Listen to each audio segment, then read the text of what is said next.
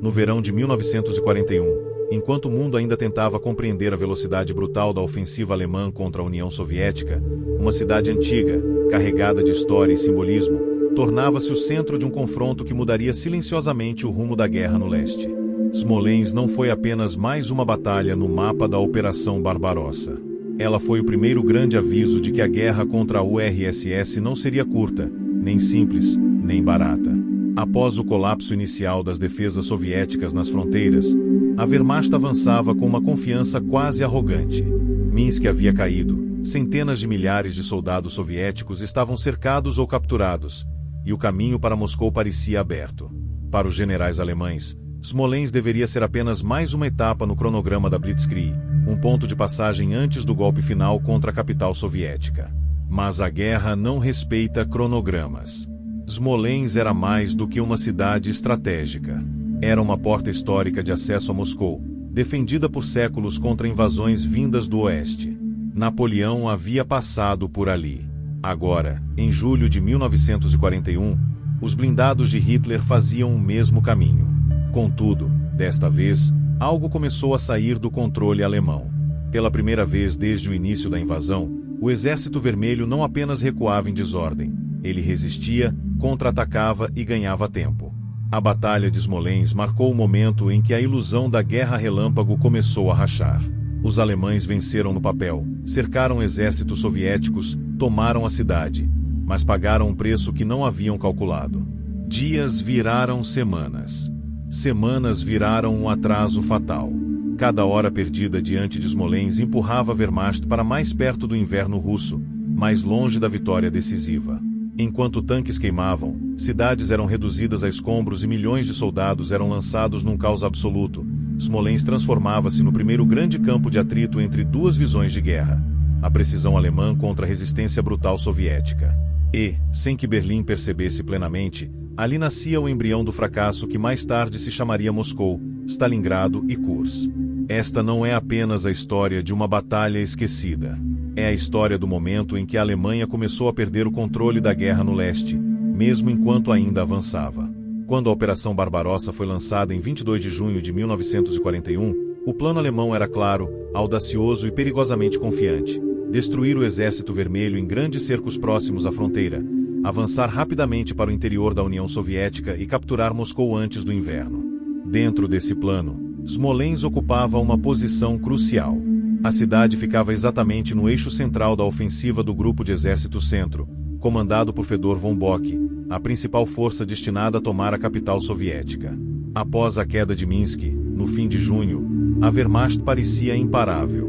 Mais de 300 mil soldados soviéticos haviam sido cercados e capturados, e os Panzergruppen 2 e 3, liderados por Heinz Guderian e Hermann Ott, avançavam a uma velocidade que deixava os próprios alemães impressionados.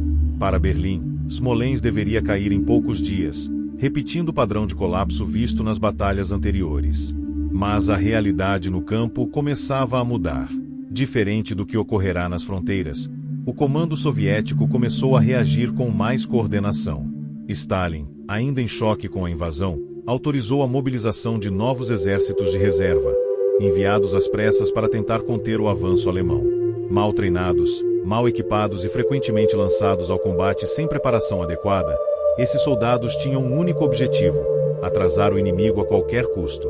Entre julho e agosto de 1941, os alemães conseguiram realizar mais um grande cerco ao redor de Smolensk, envolvendo partes significativas dos exércitos soviéticos 16º, 19º e 20º. No papel, era mais uma vitória esmagadora. Centenas de milhares de prisioneiros foram feitos, e a cidade acabou ocupada. No entanto, algo inédito começou a acontecer. Grupos soviéticos cercados continuavam lutando, rompendo linhas alemãs, sabotando comunicações e forçando a Wehrmacht a empregar tropas que deveriam estar avançando para Moscou. Os contra-ataques soviéticos, embora caóticos e extremamente custosos em vidas humanas, começaram a ter efeito operacional. Pela primeira vez, os alemães foram obrigados a interromper o avanço contínuo para estabilizar frentes, proteger flancos e eliminar bolsões de resistência. As divisões blindadas, projetadas para movimentos rápidos, passaram a atuar como infantaria improvisada, combatendo em florestas, vilarejos e terrenos difíceis. O desgaste começou a se acumular. Tanques quebravam, peças de reposição não chegavam, linhas de suprimento se esticavam por centenas de quilômetros. A Luftwaffe ainda dominava os céus, mas já não conseguia suprimir completamente a resistência soviética. Smolensk estava se transformando em algo que os alemães temiam profundamente, uma guerra de atrito. Nesse ponto, a batalha deixava de ser apenas um confronto tático e passava a ter um peso estratégico enorme. Cada dia adicional em Smolensk significava menos tempo para a ofensiva final contra Moscou. E, sem perceber plenamente, o alto comando alemão estava começando a perder o recurso mais valioso da Blitzkrieg: o tempo. Smolensk não estava apenas atrasando os alemães. Ela estava expondo, pela primeira vez, os limites reais da máquina de guerra do Terceiro Reich. À medida que a Batalha de Smolensk se arrastava pelo verão de 1941, ficava cada vez mais claro que algo profundamente diferente estava acontecendo no fronte oriental. Embora a Wehrmacht continuasse avançando e conquistando o território, o ritmo da guerra havia mudado. O que deveria ser uma sequência rápida de cercos e destruições transformou-se em semanas de combates intensos, confusos e desgastantes.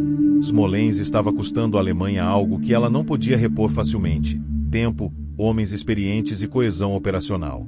Os soviéticos, mesmo sofrendo perdas gigantescas, começaram a demonstrar uma capacidade inesperada de regeneração. Novas unidades surgiam constantemente, muitas vezes formadas às pressas, mal treinadas e mal armadas, mas suficientes para manter a pressão. O Exército Vermelho não estava tentando vencer batalhas isoladas, estava tentando impedir a vitória alemã. Cada contra-ataque, cada resistência desesperada em vilarejos e florestas tinha um objetivo simples e brutal: atrasar o inimigo. Para os comandantes alemães no campo, a situação tornava-se cada vez mais frustrante. As divisões blindadas estavam exaustas. Oficiais relatavam que seus homens lutavam quase continuamente há semanas, sem descanso adequado. Equipamentos se desgastavam rapidamente.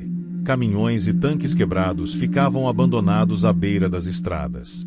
A logística, já esticada, começava a falhar de forma crônica. Foi nesse contexto que surgiu um dos debates estratégicos mais importantes de toda a guerra no leste. Parte do alto comando alemão, incluindo generais como Guderian, defendia que a ofensiva deveria continuar diretamente em direção a Moscou, antes que o Exército Vermelho pudesse se reorganizar totalmente. Para eles, a capital soviética ainda era o objetivo decisivo, e cada dia perdido em Smolensk tornava essa conquista mais difícil. Hitler, porém, via a situação de outra forma.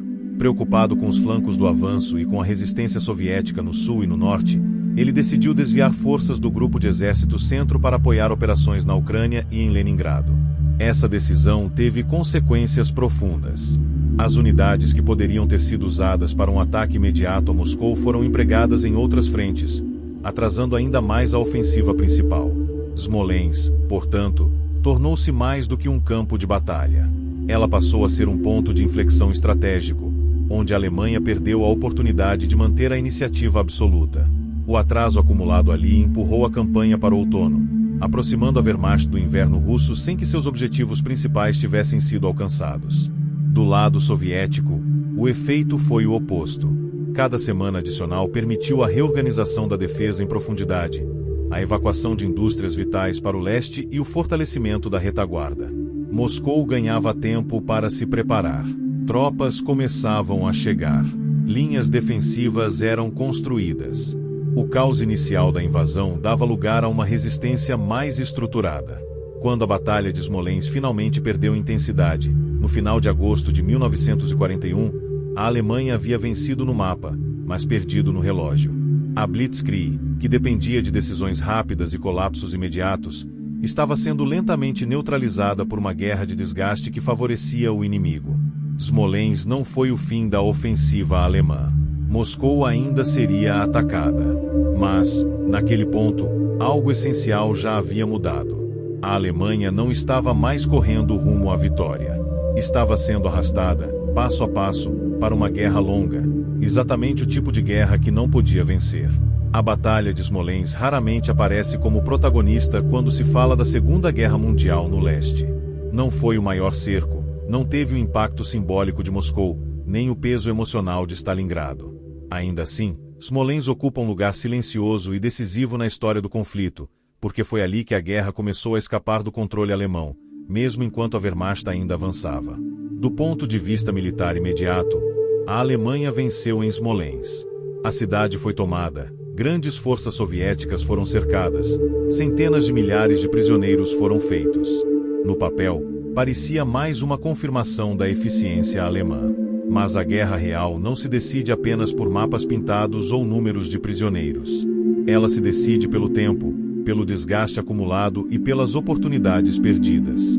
E, nesse sentido, Smolensk foi uma derrota estratégica disfarçada de vitória. Pela primeira vez desde o início da Operação Barbarossa, o Exército Vermelho demonstrou que não colapsaria automaticamente diante de cercos e derrotas massivas. Mesmo cercadas, as tropas soviéticas continuaram lutando. Mesmo mal equipadas, atacavam. Mesmo sofrendo perdas enormes, compravam algo que a União Soviética podia gastar e a Alemanha não: tempo e vidas em escala industrial. Smolensk mostrou que a URSS estava disposta a pagar qualquer preço para não cair rapidamente. Para a Alemanha, esse atraso teve consequências profundas. A ofensiva perdeu o ritmo. As divisões blindadas se desgastaram antes de alcançar seu objetivo principal. A logística começou a falhar. O comando alemão entrou em conflito interno, dividido entre avançar sobre Moscou ou desviar forças para outras frentes. Decisões estratégicas cruciais foram adiadas ou tomadas de forma hesitante. A guerra relâmpago, que dependia de velocidade e continuidade, começou a se fragmentar. Smolensk também revelou um erro fundamental do planejamento alemão: a subestimação absoluta da capacidade soviética de absorver perdas e se reorganizar. A Alemanha esperava uma campanha curta, baseada no colapso político e militar rápido do inimigo. Em Smolensk, ficou claro que esse colapso não viria. A União Soviética não estava derrotada, estava se adaptando. Do lado soviético, a batalha teve um efeito psicológico e estratégico imenso. Ela provou que o avanço alemão podia ser atrasado, que o inimigo podia ser desgastado e que Moscou ainda podia ser defendida. Cada dia ganho em Smolensk foi um dia usado para transferir indústrias, formar novos exércitos e preparar defesas mais profundas. O que parecia resistência desesperada começou a se transformar em estratégia consciente. Em retrospecto, Smolensk foi o momento em que a Alemanha perdeu sua última chance real de uma vitória rápida no leste. Moscou ainda seria atacada, mas já tarde demais. O inverno, a resistência soviética e o desgaste acumulado fariam o resto. O destino da guerra ainda levaria anos para ser decidido, mas a direção já havia mudado. Smolensk não foi o golpe final. Foi o primeiro sinal claro de que a Alemanha havia entrado em uma guerra que não poderia vencer. Ali, no verão de 1941, enquanto tanques ainda avançavam e mapas ainda eram redesenhados, a Blitzkrieg começou a morrer, lentamente, silenciosamente e sem retorno.